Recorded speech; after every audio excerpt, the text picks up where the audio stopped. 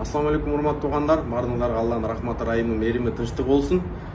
Бир окуя менен бөлүшүп кетейин дедим. Окуянын алдына бир сөз айтып кетейин дедим. Мындай жакшы сөз бар. Бакыт сенин колуңда турганда кичинекей көрүнүшү мүмкүн, балким көрүнбөй да калышы мүмкүн. Качан сен аны жоготкондон кийин анын канчалык чоң экенин, канчалык маанилүү экенин, бартуу экенин сезесиң дейт го. Бир жакында эле окуя болуп калды. Досум менен тамак ичели деп барсак, столдор бош эмес экен, общепит.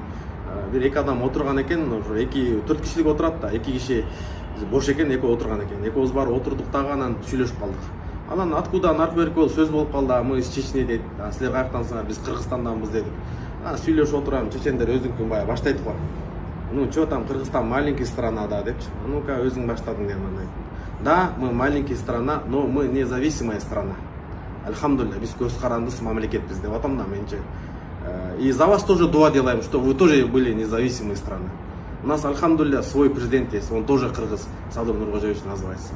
У нас свой территория есть, свой паспорт есть, свой конституция есть. Деп ошентип айтып атам да. Ошон үчүн урматтуу туугандар, бул жерде эмне сабак алыш керек? Чынында биз көз карандыз, бул Алланын чоң берген неаматы да. Биз канчалык кичинекей болсок дагы, мейли экономика жактан артта калган болсок дагы, аны кубалап жете болсо болот. Бирок азыр башка мамлекет болуп түптөлүшкө болбойт. Себеби мисалы ошол население 60 миллион уйгурлар, дунгандар, башка курдтар да, башка мамлекеттер мамлекет болуп түптөлөйүн десе, жер жүзүндө жер жок. Азыр 1 метр үчүн ошон үчүн согуш болуп атат да дүйнө жүзүндө. Акыркы согуштардын баары жер үчүн болуп атат да.